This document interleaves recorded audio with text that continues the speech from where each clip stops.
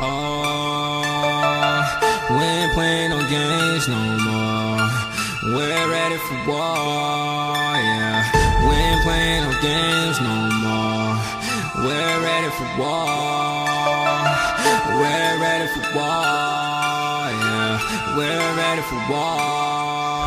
I hit the block, prophesied about 100 missiles, drone flying by, bullets ricochet, they rip through tissue.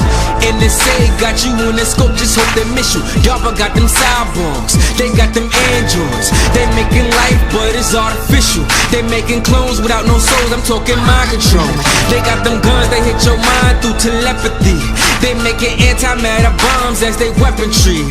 Them talking quantum physics, summoning raising spirits. They got them laser guns, they got them weather guns. Oh, you thought that was something? You thought they busted something? You thought that something compared to when Christ is coming? You ain't seen nothing yet. Make a bet you won't forget. He's going down, coming back for war. He coming back. He coming back. He coming back. When he crack the skies all black, he the light. He got them saints with him. He got them angels with him. And make you feel it in your spirit. Coming back for war. Yeah. He coming back.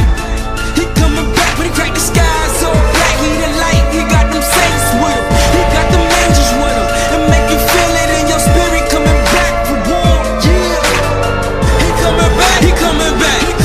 He coming back. He coming back. He coming back. He coming back. Yeah. He hit the scene. He coming back from the east with the saints who endured and took the guillotine like a thief in the night. Catch you sleeping good night. He coming back with a multitude. The Spirit. Elder Lawyer, let's get Exodus 25 and let's read the first verse. Let's go back to where the Most High was speaking to Moses.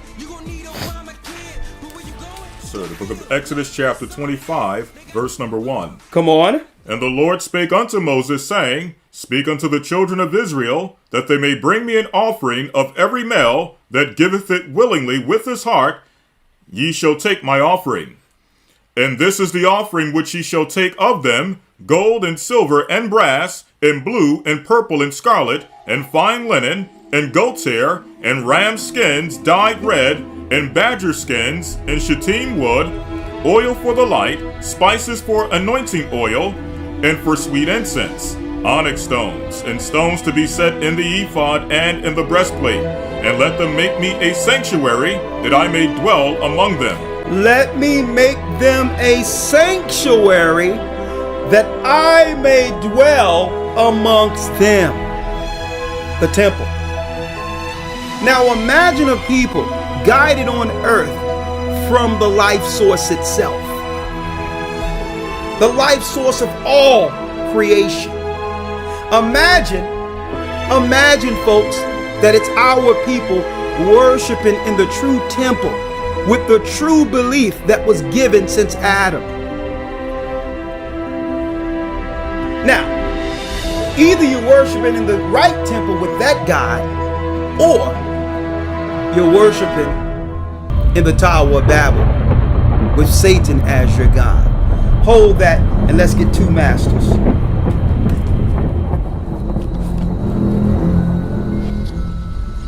Hold that and let's get two masters real quick. Say Matthew chapter 6, verse number 24. No man can serve two masters. You're either serving one or the other. Either you're serving the temple of God with what they would call the correct religion, or you're serving Satan, folks. There is no dabbling on either side or the middle. Either you're dealing with a true worship that was set up, or you're worshiping Satan. Read it. No man can serve two masters. No man can serve two masters. For either he will hate the one and love the other. Either you will love the one or hate the other. See? Now, when people claim that the Bible is tampered with, that they don't believe in the God of the Bible, folks, you have to understand what they're telling you. Satan is their master. Satan sits in their mind. Satan is in their mind. Because outside of the truth of this Bible, outside of this, are what? Satanic temples and beliefs, including atheistic or agnostic beliefs. All of that is what? The dark side. See? Read. Or else he will hold to the one and despise the other. Ye cannot serve God and mammon. You cannot serve God and mammon. See? And when you go into that word mammon, it also breaks down to what? A system. A monetary system where in God we trust, where you will set your morality based on finances. Based on, that's right, you will compromise your morality for money. So Satan knew to set up what? An economic system that would compromise God's people. And that system would lead to what? You worshiping in the temple of Satan and eventually being used at the very end for what we are about to show you. Let's go back to Exodus. What verse you left? Verse 8. Read that verse again. Yes, sir. Exodus 25, verse number 8. Come on. And let them make me a sanctuary that I may dwell among them. That I may dwell among them. Read. According to all that I show thee, after the pattern of the tabernacle, and the pattern of all the instruments thereof, even so shall ye make it. Even so shall ye make it. See? So here it is. God is showing his people the true worship, the true beliefs, the true understanding on how to connect to the highest brain, God himself. See? But there was a plan. Let's go to Isaiah. Because the Bible says that you cannot serve two masters. So Satan promised that he would one day go up into the temple of God. That he will go up into the temple of God. The Tower of Babel wasn't just, brothers and sisters, a physical construct. The Tower of Babel was a technological construct, an antimatter construct, a portal opener.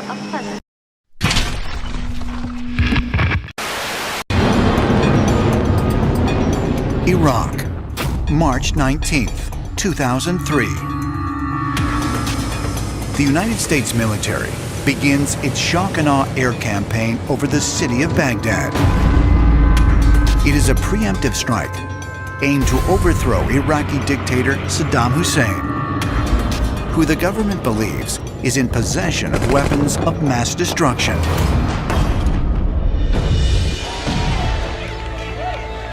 Saddam Hussein wanted to make Iraq a regional and perhaps a global superpower. He spoke about himself as the new Nebuchadnezzar. Nebuchadnezzar II was the great Babylonian warrior king, most famously known for rebuilding and expanding the Babylonian Empire in the 6th century BC. His armies conquered Egypt, as well as ransacking and destroying Solomon's temple in 597 BC. Saddam Hussein went nuts. He believed he was the reincarnation of Nebuchadnezzar.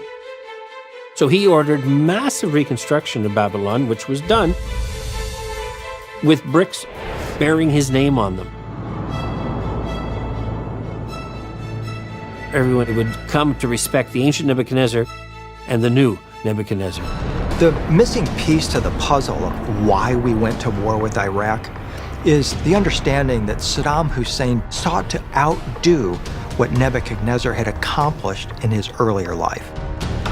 The ultimate accomplishment of Nebuchadnezzar was the opening of the fiery furnace. Nebuchadnezzar had gone to Jerusalem, looted and leveled the Temple of Solomon, and he brought the wise men of the temple back to Babylon with them. What happened in the story is absolutely amazing. These three wise men enter this fiery furnace. not only did they come back out in perfect condition, they weren't alone. They came back with an extraterrestrial visitor in tow. In today's terms, we would obviously call this a stargate or a portal. Saddam knew this. There's one theory that the Iraq War was actually a war about a stargate. Saddam Hussein, so the theory goes, got access to this stargate, maybe threatened to use it. Was that why the Allied powers went in? It sounds far-fetched, but this theory is widely believed. Is it possible the United States military was pursuing more than weapons of mass destruction when they invaded Iraq? Could something of great significance, perhaps a portal to another world, have been found amongst the chaos? And if there are truths about extraterrestrial involvement with our planet hidden in forbidden zones, just what would happen when the truth is finally revealed? But in order for them to actually accomplish the Tower of Babel, the people at that time had to be of one mind, using the energy within them that came from God Himself. Because there's a part of the Most High in all of us. He created our brain. He created the antenna that could connect with Him. See? So Satan needed that same energy the Most High created at the Tower of Babel to get back to the throne of the Almighty in what the Bible calls the Battle of Armageddon. The hive mind. The only way that they can include you with the Dark Master under a hive mind, they must connect you from the sanctuary, the temple of God, the true religion that God intended for His people. And I'm using religion, just, so that you can all understand, from a general standpoint. Because everyone knows that religion means, or they think it means, a belief in God. Okay? There's only one true belief, folks. The government construct that we see today is a Babylonian construct. It's religious.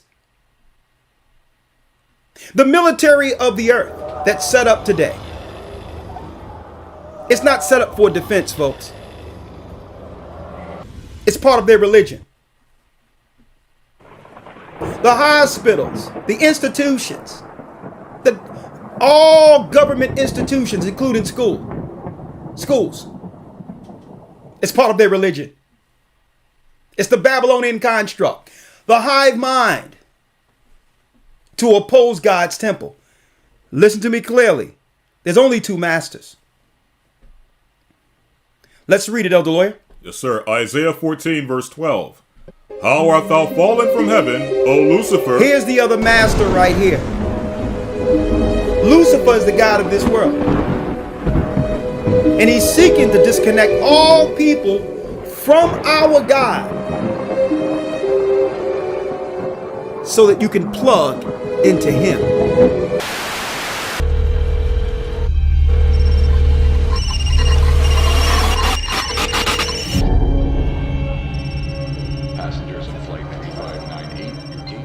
Hi, Dad. Hey, buddy. Are you coming home? Yeah. Soon. Okay.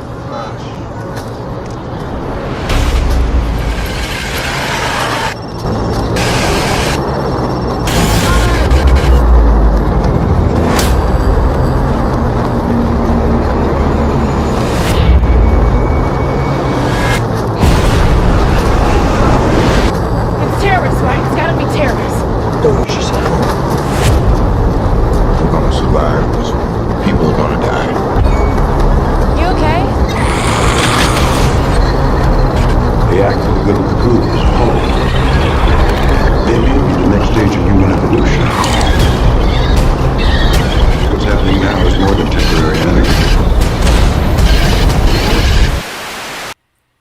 by default, if he can disconnect you by default, folks, your morality has been compromised.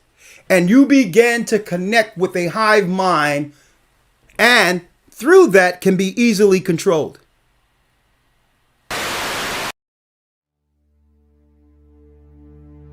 Music is frequency programming. Music is frequency. What frequency are you being fed? If I play with those frequencies, right, I can target certain parts of the mind, target the frequency to go to certain parts of the mind, and I can literally, if I want you to astral project, or if I want you to go to sleep, or if I want you to go into a meditative state, I can make my music do that. The brain processes information electrically. It communicates with the cellular structure electrically, and it operates within a certain band of frequency. If you can broadcast frequencies carrying information, this technology has long been known, carrying information and perceptions within the frequency that the brain decodes information, the brain will decode those frequencies and will have those perceptions. You can externally influence people's perceptions externally by broadcasting these frequencies that we interact with, because we are antenna. The sad reality is that where we now play our music is in A440. Where did that come from? It used to be 417.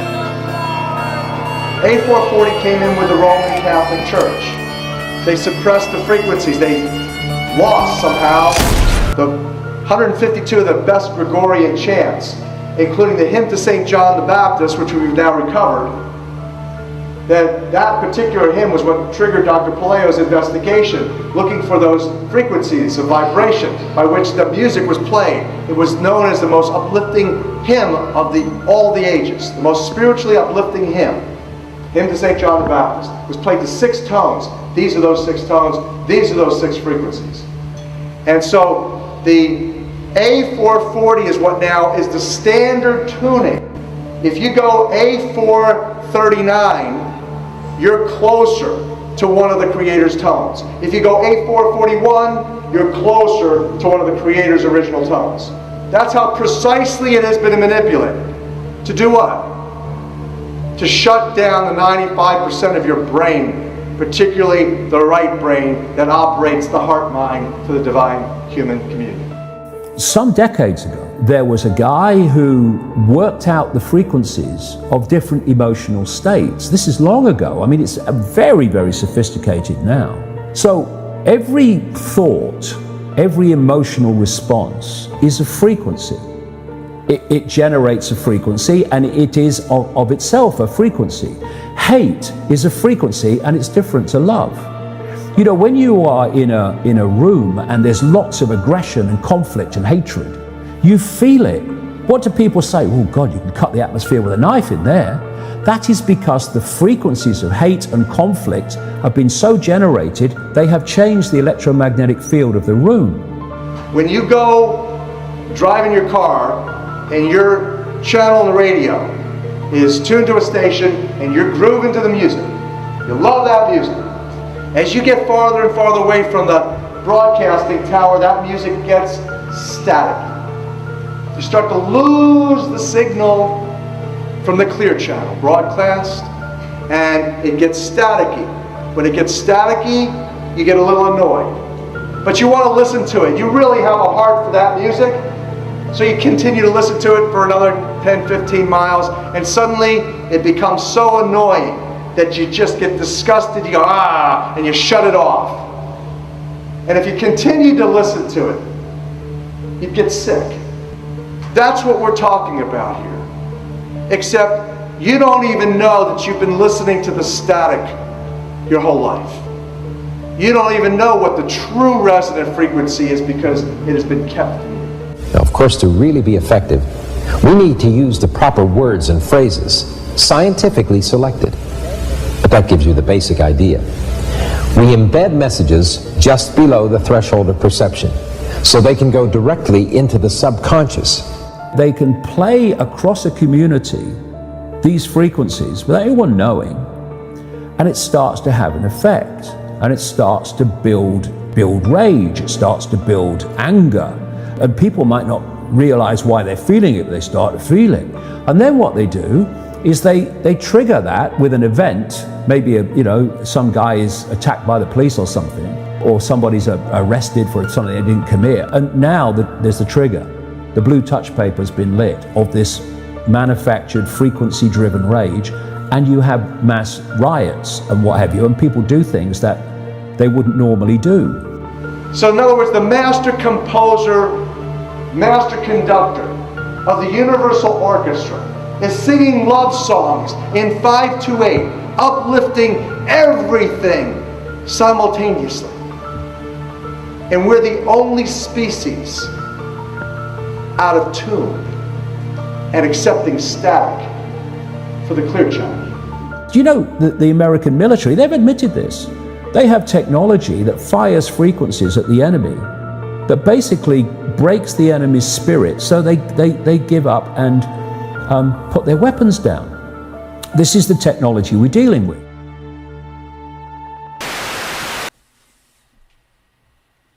See? Mind control. This can happen when he begins to disconnect one from the ultimate spirit, God himself. That's the first form of mental illness, if you want to put it that way. When one disconnects from God.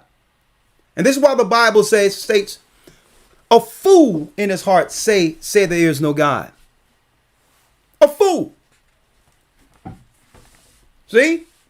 This is why the Most High said that's the highest level of mental illness. Because through God comes what? A moral compass. A purpose for family. See? The Bible, God itself, the Bible gives us a moral conscience. A moral compass. Read. How art thou fallen from heaven, O Lucifer? Come on. Son of the morning. Son of the morning. He was one of the morning stars. Read. How art thou cut down to the ground, which didst weaken the nations? Come on. For thou hast said in thine heart, I will ascend into heaven. I will exalt my throne above the stars of God. You see the plan? I will ascend into heaven. Well, folks, he cannot accomplish this mission without the people on earth serving him. Step in front of hordes of journalists in his temples to unveil a scientific discovery that signals he's using the life source that came from God for himself. It is a milestone. I think we can all be proud. See? Read. I will exalt my throne above the stars of God. I'm going back out in space. That was the plan. I'm going into the heavens. A 27-kilometer, one-of-a-kind outside of our firmament called the ozone layer. When you look out there, that's heaven, folks. The Higgs boson, a pivotal building block. Earth have become the fallen one's prison. The Higgs boson is the government leaders of the earth. The 70 falling over the 70 nations are controlling all governments. Okay, this is the crap they talking about, extraterrestrials and aliens and all that old other crap. Nah, it's the 70 gods that have set up Babylonian constructs all over the earth to disconnect people from our God.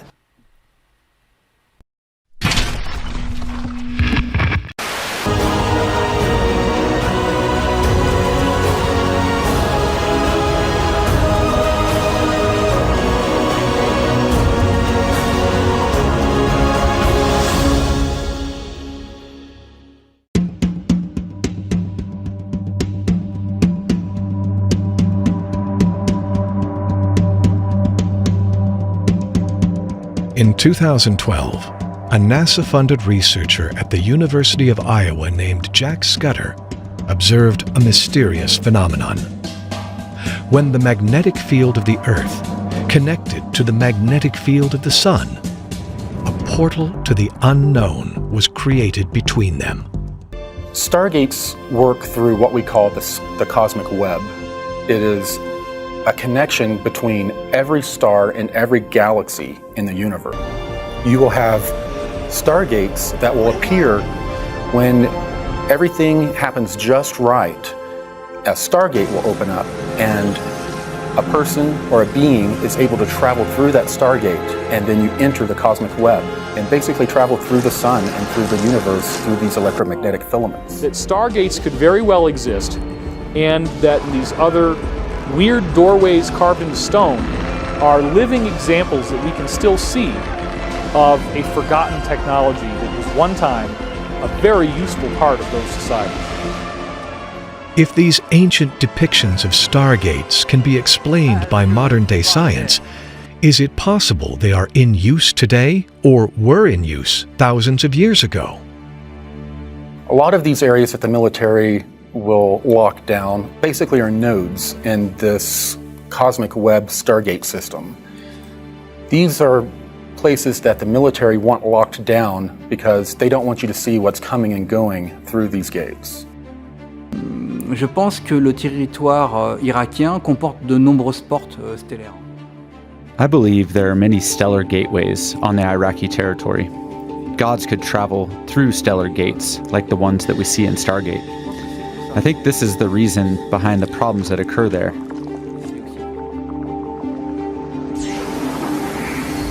Irak, parce qu'on sait très bien qu'aujourd'hui, malheureusement, toutes les roches. Indeed, we know very well that today, most archaeological studies all over Iraq have come to a halt. Alors, une fois de plus, là on sort un peu du contexte. Maybe we could find something. The day when it is actually possible to conduct excavations again in Iraq. Le fait qu'ils se focalisent autant et qu'ils But the fact that they got involved in and supported my work so much over several years makes me believe there is some truth to it, or at least that they had access to information which coincided with what I had translated. Anton Park's research on the Sumerian cuneiforms not only attracted the attention of those in curious fields, but it also opened new doors at looking at older evidence. The basis of our modern scholarship on Sumer comes out of the library of King Assurbanipal that was found in Nineveh. And in this area, there were metallic sheets that had patterns and little illustrations etched into them. And there are several illustrations. In the Sumerian text, there are stories very, very similar of where advanced intelligences were able to move between dimensional realities, and they would do it using a small device that they were able to take and tune in a very precise way to the material of the earth, to the rocks of the earth, that would allow them to do this. So there are other stargates. Is it possible that, like the ancient mathematical language encoded in the Great Pyramid, these shortcuts to other dimensions were created by the gods as a means to not only travel, but empower human beings to see beyond the veil? They're beginning to discover that there are many other dimensions, and that these dimensions are only separated from ours by an electromagnetic membrane. In fact, he equates it to a radio frequency. We, as creatures, right now are tuned into this radio frequency. If we could reach in and just turn the dial a little bit, you're going to tune into the next one. And how horrifying might that be, or how beautiful might that be? We don't know really what's existing on those dimensions.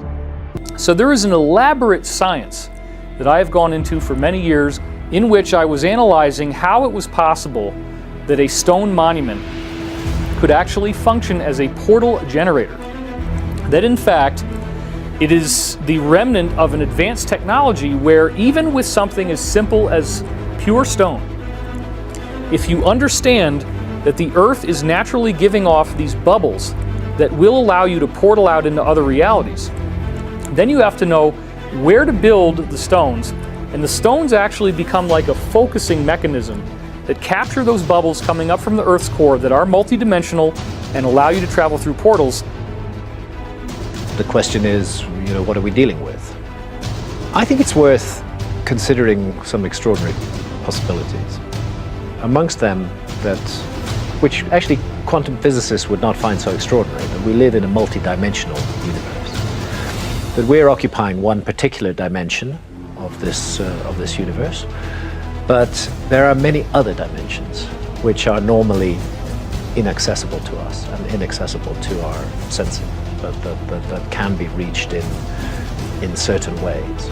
And perhaps the most direct gateway to the realm of the gods is found through the deliberate, targeted, well thought out alteration of consciousness. That seems to me perfectly plausible. Read it. I will sit also upon the mount of the congregation in the sides of the north. I'm going to sit in the mount of the congregation in the sides of the north. I'm going back into the high temple, the place of high consciousness where all was made, the brain of the universe. But in order to do that, he had to do what? Read that piece again. For thou hast said in thine heart, I will ascend into heaven. I will exalt my throne above the stars of God. I will sit also upon the mount of the congregation in the sides of the north. So if you're going to sit in the mount of the congregations in the sides of the north, he first must sit what? In the mount of our temple. The brain. Because why? He cannot do it without physical help within the earth. Let's go to the Tower of Babel when it says the people were of one mind. Genesis chapter 11, verse number 1. Come on. And the whole earth was of one language and of one speech. Of one speech. That means they were on one accord. That's right. Under one religion during the Babylonian time of Nimrod against the God of gods. That is what allowed them to build the temple. They were disconnected from our God and began to serve not just Nimrod, but Lucifer. So that's right. So they had to set up a system to disconnect these people, the sons and daughters of Noah, from the original worships, the original temple. Come on. And it came to pass as they journeyed from the east that they found a plain in the land of Shinar, and they dwelt there. And they said one to another, Go to, let us make brick and burn them thoroughly. Now look at this, folks. Now everyone look at this as just a construct, a building. No, folks. This was everything. This was their government. This was their temple. Nowadays, calling someone a Nimrod probably isn't the way to win friends. The name Nimrod has a long history that stretches back to when humanity started cultivating civilization as we know it. So, who was Nimrod? And should we be insulted if someone yells that name at us? First, it is important to establish that Nimrod is a biblical figure. No historical record has been found that refers to him, despite the ancient Assyrian city of Nimrud bearing great similarity to his name. Everything we know about Nimrod comes straight from the Bible, and he is described in Genesis 10, 8-12, 1 Chronicles 1:10, and Micah 5:6. Although his name does not appear in the Quran, Islamic scholars believe that the king who argued with Ibrahim was Nimrod. In Genesis we learn, Cush was the father of Nimrod, who became a mighty warrior on the earth. He was a mighty hunter before the Lord. That is why it is said, like Nimrod, a mighty hunter before the Lord. The first centers of his kingdom were Babylon, Uruk, Akkad, and Calneh in Shinar. From that land he went to Assyria, where he built Nineveh, Rehoboth-ir, Calah, and Resen, which is between Nineveh and Calah, which is a great city. In the Old Testament, 1 Chronicles 1:10 backs up the early statement.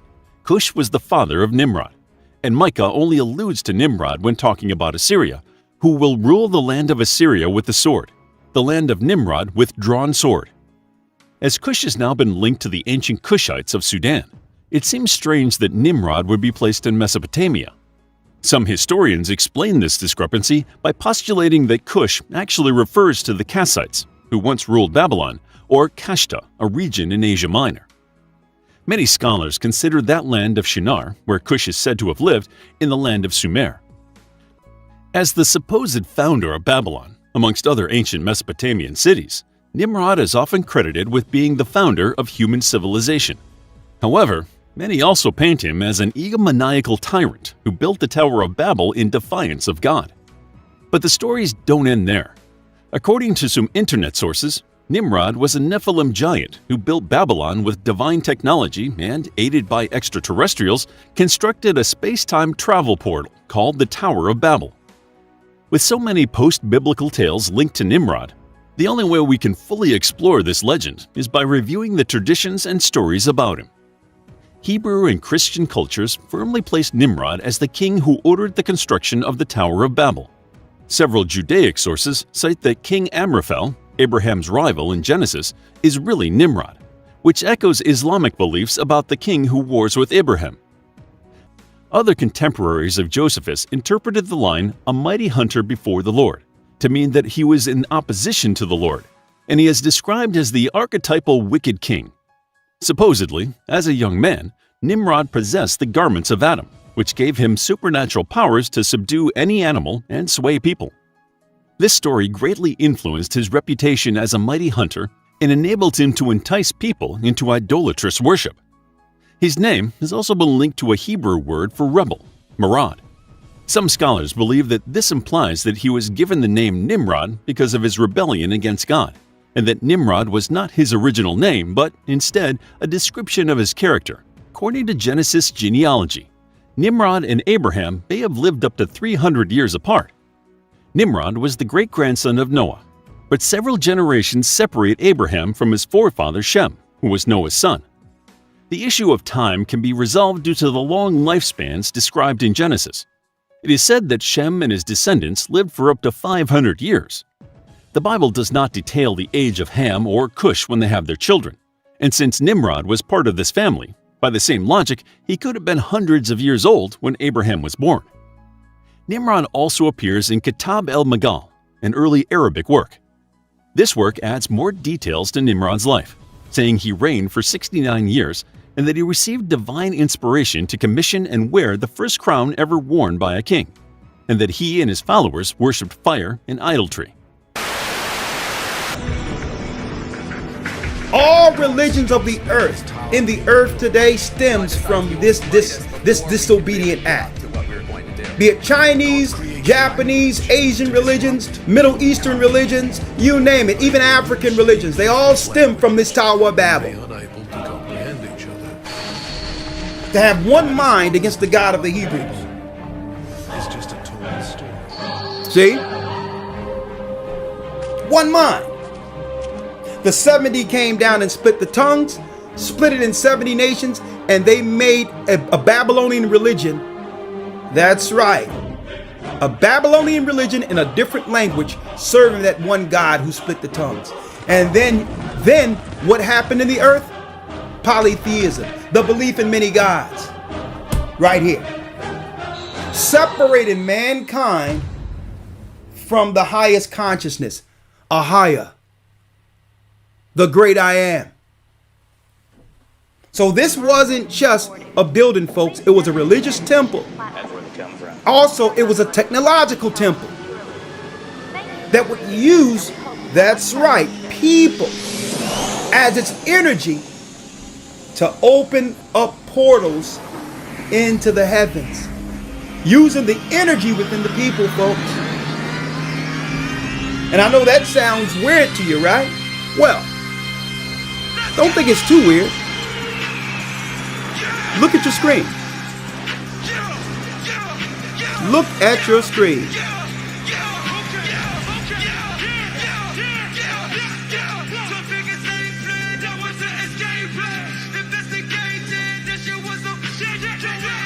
Look at your screen. What's going on here? The Kaaba stone. The Kaaba. When you go into the research on the Kaaba stone, they claim it's a stone that fell from heaven. And they march around this Kaaba in Islam. But this is well before Islam, folks. They march around the Kaaba. When you do the history on this was to open up portals. This is to open up portals. So they march around it to use their energy like they once marched around the Tower of Babel. Using the energy of the people to open up realms. So if you disconnect them from their God that you worship, they can be used as what? A brain, a resource under one mind to accomplish Isaiah, the 14th chapter.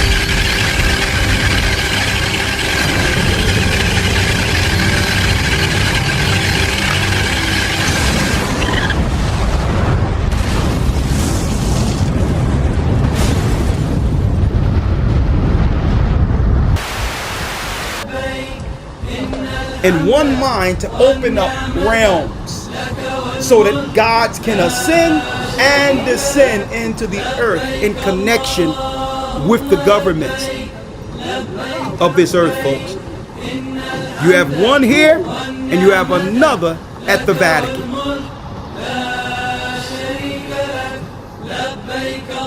Another at the Vatican. Because through religion, you can disconnect people from God to do what? To do the will of what? The God they serve. You separate them from our God, and now they are now assimilated into the government's Borg to be controlled like batteries.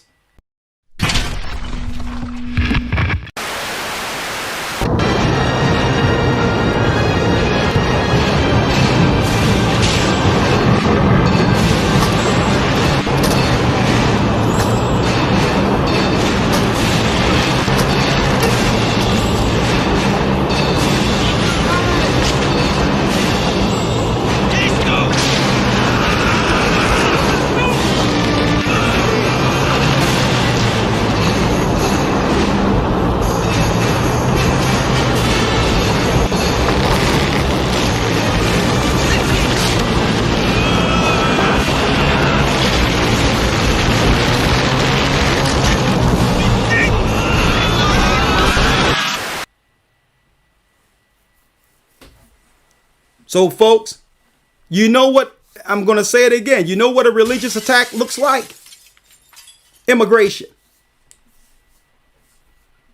It's reinforcements to bring forth that mind against God and God's people. Bringing those religions, those ancient religions into our communities. But I digress. That's another conversation in of itself.